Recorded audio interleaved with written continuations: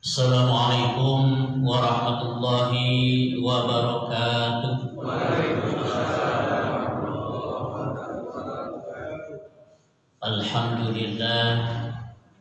Alhamdulillahilladzi arsala rasulahu bil huda wa dinil haqq liyudhhirahu 'ala dini kullihi wa kafa billahi syahida. Asyhadu an la ilaha illallah wahdahu la syarikalah wa asyhadu anna sayyidana Muhammadan abduhu wa rasuluh la nabiyya ba'da.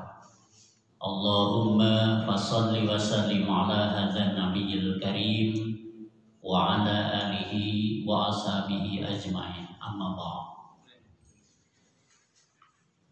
Yang saya hormati Pak Ustaz Haji Muhammad Zakaria, guru kita semua. Yang saya hormati pembina sekaligus penasihat Dewan Kemakmuran Masjid Muhajirin Ustaz Haji Muhid Al-Adam. Yang saya hormati Bapak Ketua RW 13 dan jajarannya. Yang saya hormati Bapak Ketua RT atau yang mewakilinya dari RT 01 sampai dengan RT 07 dan MPS. Hadirin ikhwatu iman yang sama-sama dimuliakan oleh Allah Subhanahu wa taala dan sama-sama mengharapkan ridho serta maghfirah Allah Subhanahu wa taala. Kita bersyukur kepada Allah Subhanahu wa taala. Alhamdulillah sampai saat ini kita masih diberikan kesempatan oleh Allah, diberikan waktu untuk senantiasa mendekatkan diri kepada Allah melalui berbagai macam aktivitas ibadah, khususnya ibadah sholat subuh berjamaah dan tadarus Al-Quran. Sholawat dan salam semoga senantiasa Allah limpahkan kepada junjungan kita Nabi besar Muhammad Sallallahu Alaihi Wasallam, keluarganya, sahabat-sahabatnya, dan seluruh pengikutnya yang selalu patuh dan taat kepada ajarannya. Mudah-mudahan termasuk kita di dalamnya. Amin ya Allah ya Rabbal Alamin. Sehat semuanya? Alhamdulillah. Mudah-mudahan kita senantiasa dalam lindungan Allah Subhanahu wa taala, sehat semuanya dan berkah selamanya. Amin. Tema yang akan disampaikan dalam kesempatan ini yaitu hak dan kewajiban sesama muslim. Hak dan kewajiban sesama muslim. Karena kita sebagai seorang muslim itu adalah saudaranya, dulur petku inis kalau dalam bahasa Sunda. Dan ini dijelaskan oleh Allah Subhanahu wa taala dalam Al-Qur'an surat ke-49, surat Al-Hujurat ayat 10. A'udzu billahi minasyaitonir rajim. Bismillahirrahmanirrahim. Innamal mu'minuna ikhwatun. Sesungguhnya orang-orang yang beriman itu adalah bersaudara. Karena kita adalah bersaudara, maka kita dalam hidup bermasyarakat itu harus diwujudkan dalam bentuk hidup sawiyunan, hidup sabilulungan. Bahkan ada yang mengarang lagu itu kan yang judulnya sabilulungan. Sabilulungan dasar gotong royong. Sabilulungan hirup urang ulah kedah tembok. Ya. Silih asah, silih asih, silih asuh, dan silih pangian. Sarendet saigel sabobot sapihanean. Di bahasa Sunda. Kacai jadi saleuwi, kadarat jadi saleba. Kajai jadi saleuwi bari jeung taralak mandi. Kadarat jadi saleba jeung tara ninggalkeun salat gitu. Insya Allah jiwa kita akan aman dan senantiasa dalam ridho Allah Subhanahu wa Ta'ala. Dalam sebuah hadis Rasulullah Shallallahu Alaihi Wasallam bersabda, dan hadis ini semuanya sudah sering mendengar, sering kita baca, bahkan sudah paham isinya. Kalau saya menyampaikan ini hanya mengingatkan, mudah-mudahan bermanfaat khusus bagi saya pribadi, umum bagi kita semua, wabil khusus yang hadir ya di masjid ini. Nanti amalkan oleh bapak-bapak di keluarga. Yang kalimat hadisnya begini. An Abi Hurairah anna Rasulullah sallallahu alaihi wasallam qala hakul muslimu alal muslimi sittatun qila ma hunna ya Rasulullah qala idza laqitahu fasallim alaihi wa idza da'aka fa'ajibhu wa idza stansohaka fansah lahu wa idza atasa fahamidallah fasamithu wa idza marido fa'udhu wa idza mata fattabi'u. Rawahu Muslim.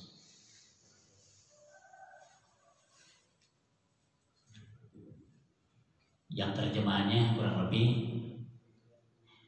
dari Abi Hurairah radhiyallahu anhu, Rasulullah sallallahu alaihi wasallam bersabda, idza laqitahu fasallim alaihi. Jika kamu bertemu dengan saudaramu, fasallim alaihi, ucapkanlah salam kepadanya. Dan ucapan salam itu merupakan doa. Inilah hebatnya Islam. Jadi kalau orang-orang yang benci terhadap Islam, orang-orang yang akan menghancurkan Islam selalu dari dulu sampai sekarang menggoda. Karena di dalam ajaran Islam itu ada sesuatu yang luar biasa. Sampai saling menyapa saja itu merupakan doa.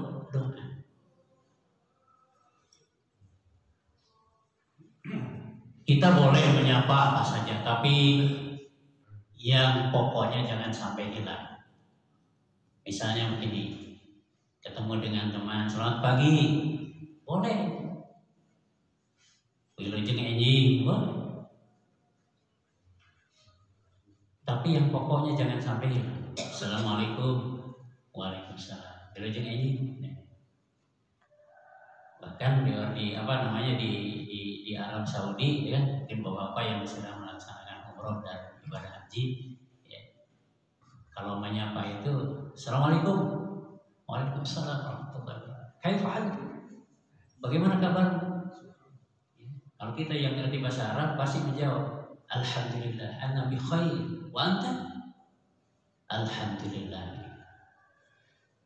Cukup dengan mengucapkan salam, menjawab salam saja sudah luar biasa bagi mereka yang mengucapkan salam.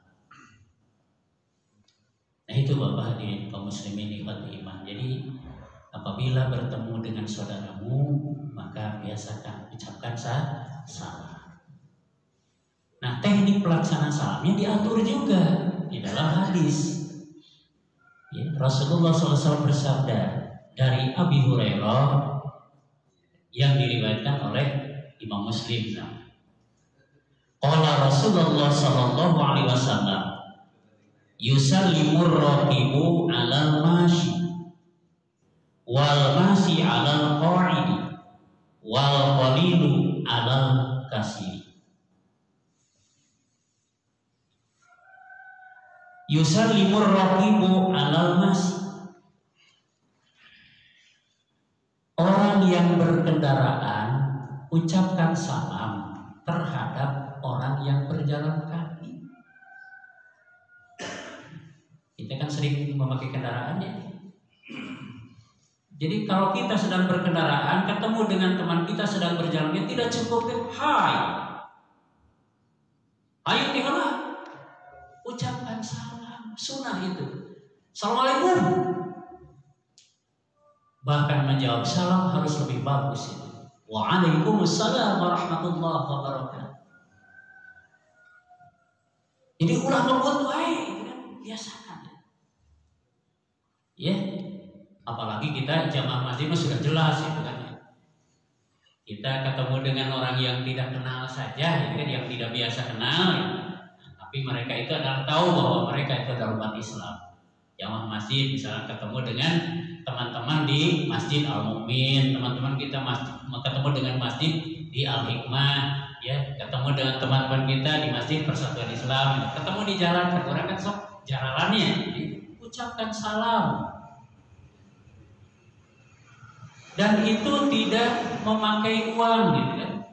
Ya, gratis, tapi pahalanya besar dari Allah Subhanahu wa Ta'ala. Jadi orang pernah diajar menit. Assalamualaikum. Waalaikumsalam. Tapi mengucapkan salamnya harus dibarengi dengan ikhlas. Jangan sekali-kali ucapan salam itu diheureuikeun, dipermainkan. Saya pernah menegur seseorang, ya, teman saya sendiri ngaheureuikeun ucapan salam di hadapan pimpinan saya itu 10 tahun yang lalu. Saya langsung tegur itu.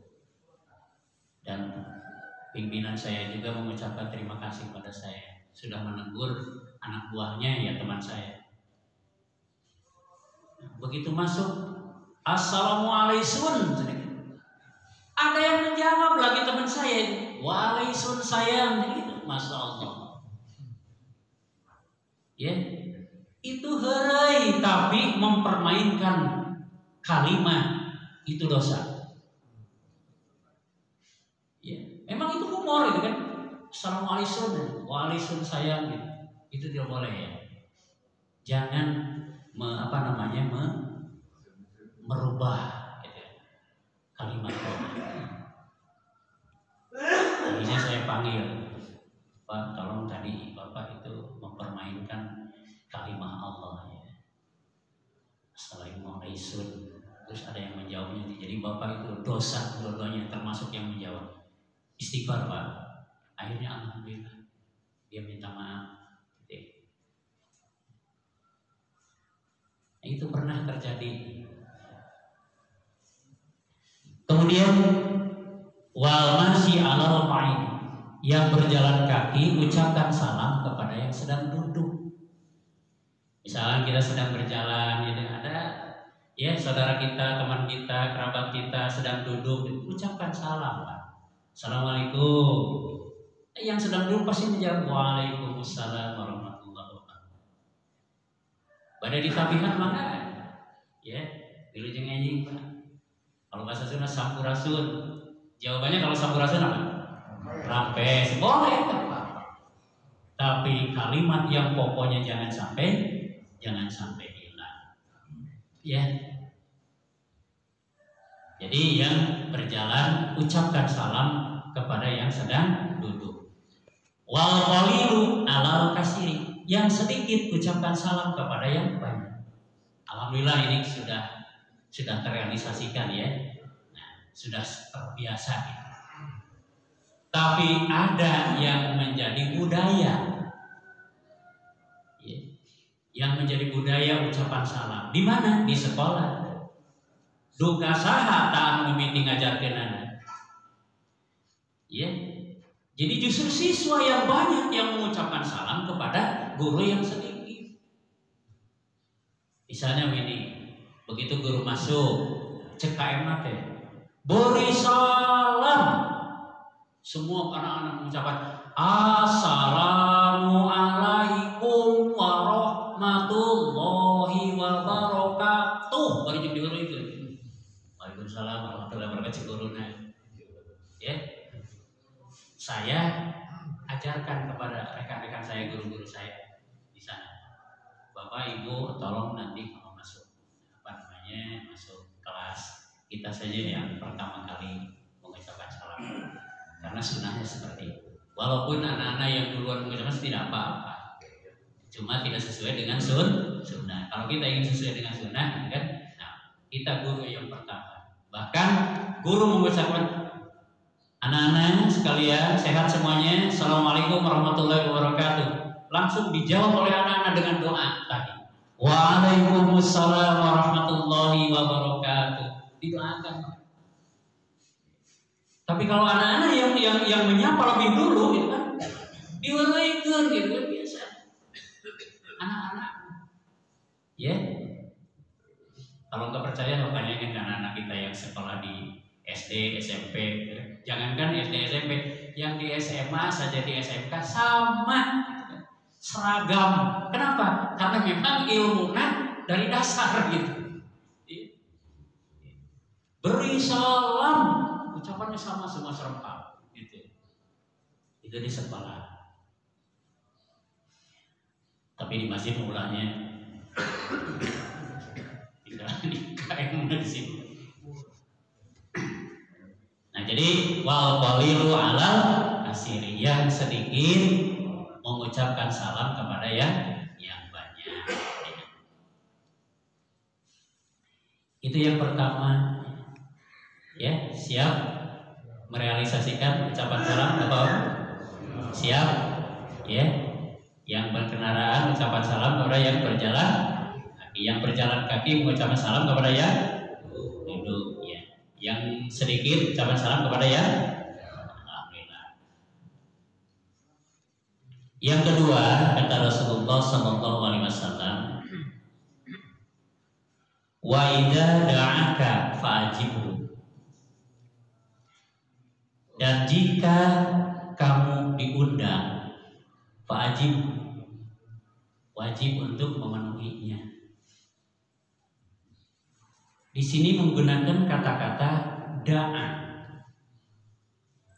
Da'a itu fi'il madhi, fi'il mudhari'na yad'u, da'an bentuk masdar taukid. Da'a itu artinya mengajak, mengundang, menyeru. Jadi kalau kita membaca wa idza da'aka fa'ajibhu, dan apabila diundang, kadang-kadang pikiran kita yang namanya diundang itu adalah diundang resepsi, gitu kan? Ya, betul ya? Diundang dalam acara hajatan.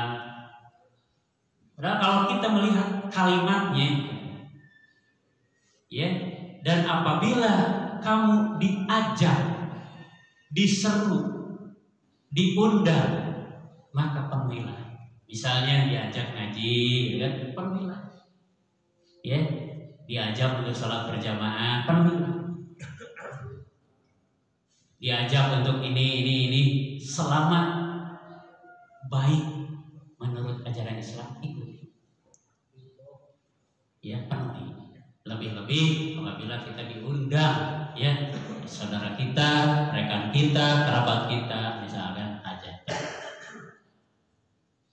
Walaupun dalam kondisi seperti sekarang ini, ya, tong bujeng-bujeng anu diundang, nu hajat oge teu tenang gitu ya. Nah, teu naon memang kondisinya. Ya.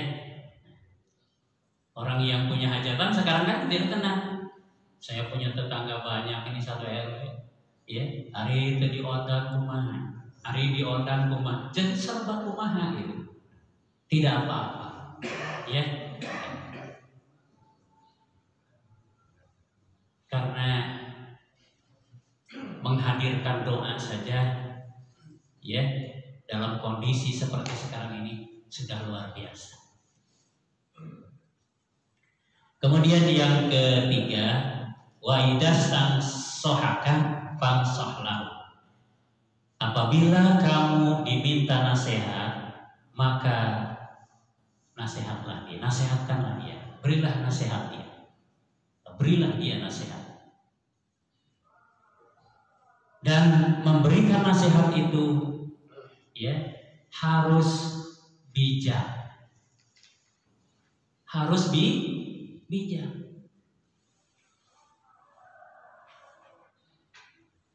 Beberapa tahun yang lalu saya pernah didatangi oleh tamu orang sini, tapi sekarang itu sudah pindah. Mau disebutkan nama-nama bisa dibeja-beja. Pertama yang datang adalah istrinya, minta nasihat kepada saya karena suaminya tidak pernah memberikan nafkah dan tidak pernah pulang. Lalu kemarin saya itu rame Pak dengan suami saya berantem di mobil, dan saya gimana ya menurut Pak Ustadz ini gimana nih? Kata saya, Bu, saya belum bisa menjawab kalau tidak bersama suami ibu. Kalau ibu berkenan dan ada waktu, ibu bersama-sama suami datang ke rumah di sini. Insya Allah saya akan memberikan apa adanya. 1 minggu kemudian suami istri datang. Di rumah saya ramai. Sampai membicarakan pengadilan ya untuk perceraian. Nah, udah Bu, Pak, nasihat saya singkat. Coba Bapak bayangkan ketika Bapak detik-detik mau melaksanakan akad nikah. Coba Ibu bayangkan ketika Ibu akan melaksanakan detik-detik pernikahan dengan Bapak. Renungkan aja di rumah. Silahkan, itu saja nasihat dari saya. Akhirnya mungkin dia melaksanakan apa yang saya sarankan ya. Kedua-duanya merenungkan, kedua-duanya membayangkan ketika dia mau menikah. Biasanya Bapak kalau mau menikah bahagia, sedih, atau marah? Waktu mau menikah dengan istri, masih ingat gak? Masih ingat pada waktu mau nikah, detik-detik akan nikah, bahagia, marah, jengkel, kesal?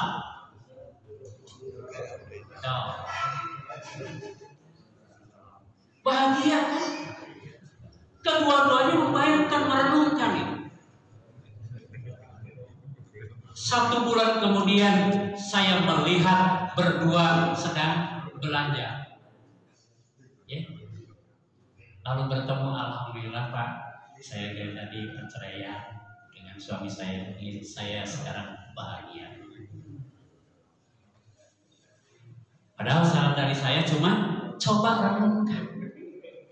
Jadi Bapak, kalau misalkan ada yang datang meminta nasihat, jangan sekali-kali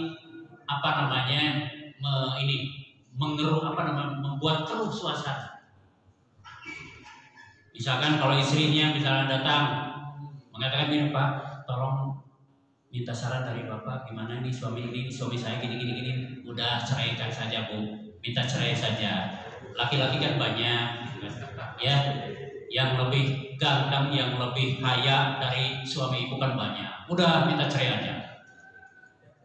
Kalau misalnya ada seorang suami datang karena ramai itu kan dengan istrinya, udah ceraikan saja Pak. Perempuan kan banyak, yang lebih cantik dari istri Bapak kan banyak. Itu memberikan nasihat yang tidak baik. Ya, jangan sekali-kali seperti itu. Nah, hadirin iman yang dirahmati Allah Subhanahu wa taala, yang sama-sama mengharapkan ridho serta maghfirah Allah. Jadi wa idastang sohaka fansahla. Apabila kamu diminta nasihat, maka berilah dia nasihat. Nasihat dengan baik ya. Berikutnya, fa aslihu baina akhwaikum. Damaikanlah di antara saudaramu itu. Apabila terjadi perselisihan, damaikanlah. Wattaqullaha la'allakum turhamun. Dan bertakwalah kepada Allah agar kamu memperoleh rahmat. Yang kedua nih, ini pengalaman saya. Yang kedua, ada ini beberapa tahun yang lalu itu, tahun saya belum kesini, belum pindah ke sini. Ada seseorang yang waktu sholat diajak oleh saya sholat. Orang sholat. Aduh, dek senarek sholat kumaha. Kan sholat itu kan berbuat baik. Kan ente tahu sendiri bahwa saya itu sering berbuat salah, sering berbuat dosa. Jadi percuma sekarang saya melaksanakan sholat, ya. Kalau setelah sholat saya berbuat dosa lagi. Jadi saya nggak sholat. Nah, sudah waktunya makan, istri dan saudara-saudara datang. Masakan sudah siap, yuk urang taruhan. Orang makan ya. Akhirnya kumpul mau makan. Pas dia mau makan, saya tegur, jangan dulu makan. Kenapa? Kan ngajak makan. Allah telah menjawab apa yang Anda ucapkan tadi. Tadi kan Anda mengucapkan percuma untuk berbuat kebaikan kalau berbuat salah lagi, kalau berbuat dosa lagi. Tak Anda percuma sekarang makan dan keke lapar deui mending keke. Jadi percuma sekarang makan kalau lapar lagi. Kumaha cenah ieu dia pun ngajak dahar cenah. Nah, jadi Allah telah menjawab kalimat perkataan Anda tadi. Direnungkan kan, akhirnya jadi ahli ibadah, ahli sholat, tidak tertinggal sholat untuk berjamaahnya.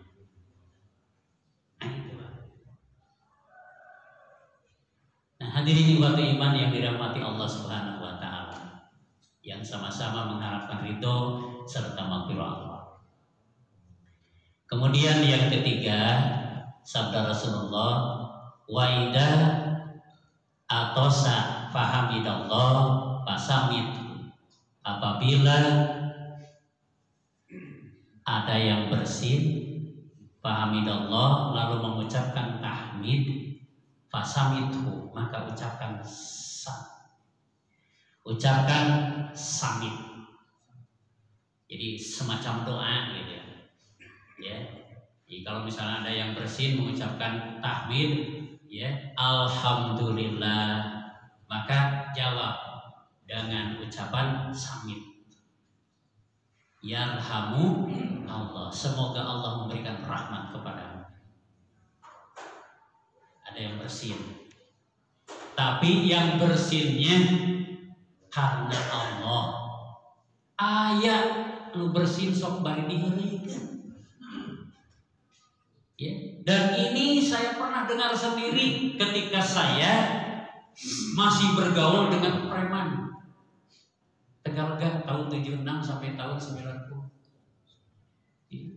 Di Tegalega ada salah seorang preman bersin ngucapkeun teh Hasan gitu. Eta temannya langsung spontan ngajawab lebok usia gitu.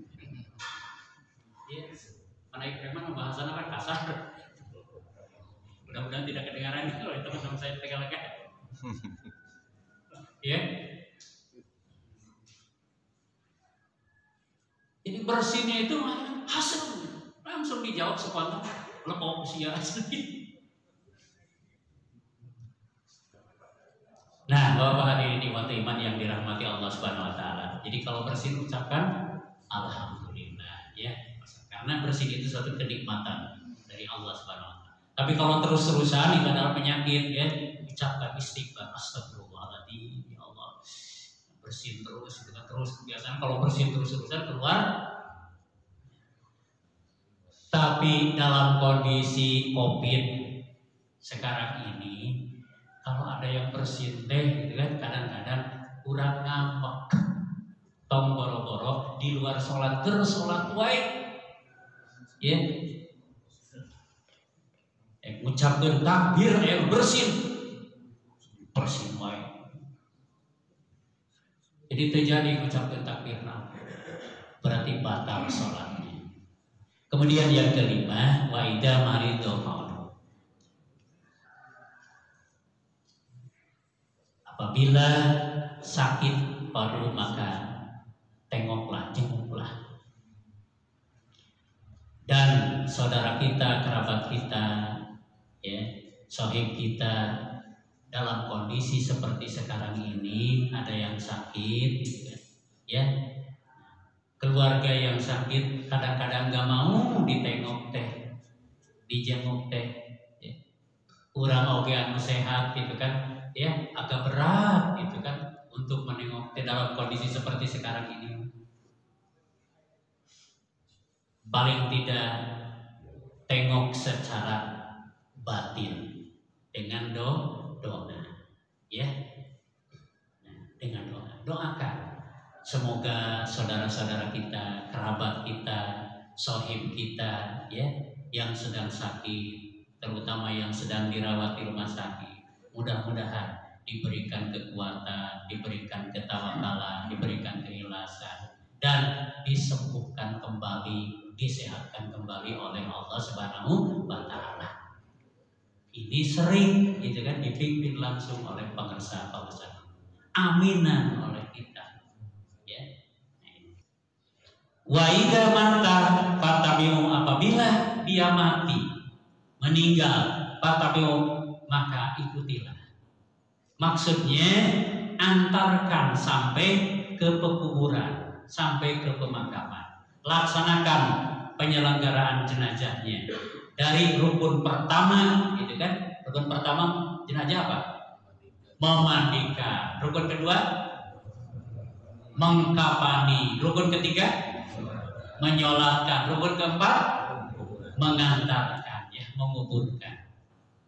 Karena pada dasarnya kita hidup di dunia ini adalah saling mengenal, ya, mengenal karakter, mengenal kepribadian, mengenal adat dan budaya. Dan ini dijelaskan oleh Allah Subhanahu wa Ta'ala dalam Al-Qur'an, surat Al-Hujurat ayat 13. Allah berfirman, A'udzu billahi minasyaitonir rajim. Bismillahirrahmanirrahim. Ya ayyuhan nas, inna khalaqnakum min dzakarin wa unsa wa ja'alnakum syu'uban wa qabaila lita'arafu. Inna akramakum indallahi atqakum. Di penghujung ayatnya, innallaha alimun khabir.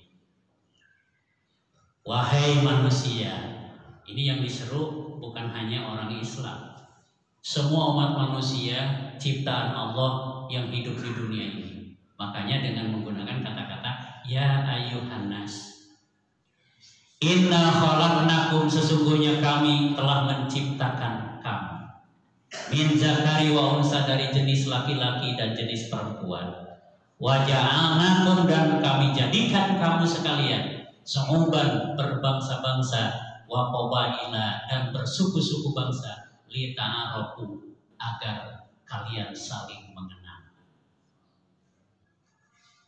Jadi saling mengenal itu adalah perintah Allah Subhanahu wa Ta'ala. Inna akramakum indallahi atqakum, sesungguhnya yang paling mulia di antara kamu di sisi Allah adalah yang paling takwa, yang paling hati-hati, yang paling mawas diri dalam kehidupan.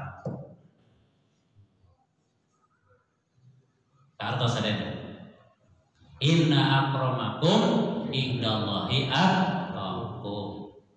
Di penghujung pengajian ini, ceramah ini, saya akan membacakan sebuah ayat, mudah-mudahan jadi bahan renungan buat kita semuanya, yaitu surat ke-33 ayat ke-70, surat Al-Ahzab. Allah berfirman, A'udzubillahi minasyaitonirrajim. Bismillahirrahmanirrahim. Ya ayyuhalladzina amanu taqullaha wa qulu qawlan sadida Wahai orang-orang yang beriman, bertakwalah kepada Allah, wa qulu qawlan sadida, dan ucapkanlah perkataan yang tegas.